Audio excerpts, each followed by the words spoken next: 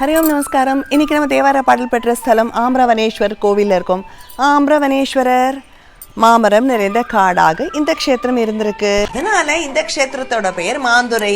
இந்த பேருக்கு இன்னொரு காரணமும் உண்டு. முன்னொரு காலத்துல ஒரு மகரிஷி தவறு செய்தார். அதனால மானா பிறந்தார். சுவாமியும் அம்பாளும் பசியோடு இருந்த அந்த மான் குட்டிக்கு பசியையும் ஆற்றி சாப விமோசனம் கொடுத்தா. தன்னோட ரூபம் கிடைத்த மகரிஷி பகவானை இங்கே இருக்கணும்னு கேட்டுண்டார். சுவாமி இங்க ஸ்வயம்பு மூர்த்தி. இந்த ஸ்தலம் ஒரு சாப விமோசன க்ஷேத்திரம்னு சொல்லப்படுறது. அகலிகையிடம் பட்ட அபஜாரத்தினால கௌதம மகரிஷி கிட்ட இந்திரனுக்கு ஏற்பட்ட சாபம். திருவண்ணாமலையில பகவானின் முடியை பார்க்காமலே கண்டேன்னு சொன்னதால பிரம்மாவுக்கு ஏற்பட்ட சாபம்.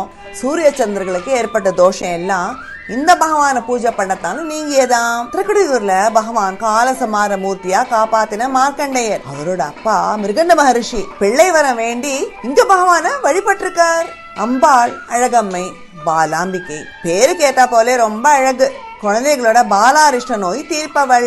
இங்க உள்ள முருகப்பெருமான அருணகிரிநாதர் பாடியிருக்கார். ஆதிசங்கராச்சாரர் இந்த கோயில் சுவாமியை வழிபட்டு இருக்கார். பெரிய புராணத்துல சேக்கிழா பெருமான் என்ன சொல்றாரு தெரியுமா?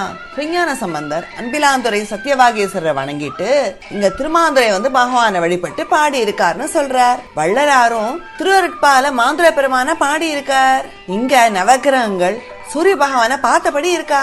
இந்த கோவிலுக்கு எதிர்த்தாப்புல கிராம தேவதைகளுக்கு ஒரு சின்ன கோவில் இருக்கு. அந்த கோவில் பக்கத்திலேயே ஒரு குளம். பராமரிப்பு தேவை. புராதனமான கோவில். ஆமா, சம்பந்தர் பாடி இருக்காருன்னா பிஃபோர் 7th century இல்லையா? இங்க கல்வெட்டுகளும் இருக்கு. தோஷங்கள் நீக்கும் இந்த க்ஷேத்திரம் லால்குடி தாலுக்கு இருக்கு. மாந்துரை ஆம்ரவனேஸ்வரர், நகர் அப்ரதீஸ்வரர், திருமங்கலம் சாமவேதீஸ்வரர், பூவாளூர் திருமூலநாதர், லால்குடி சப்தரிஷீஸ்வரர் இவையெல்லாம் திருச்சி பக்கத்துல உள்ள பஞ்சலிங்க க்ஷேத்திரங்கள். திருச்சி வரும்போது நம்ம இந்த க்ஷேத்திரம் பகவானை தரிசனம் பண்ணலாமே. ஜெய் சீதாராம்.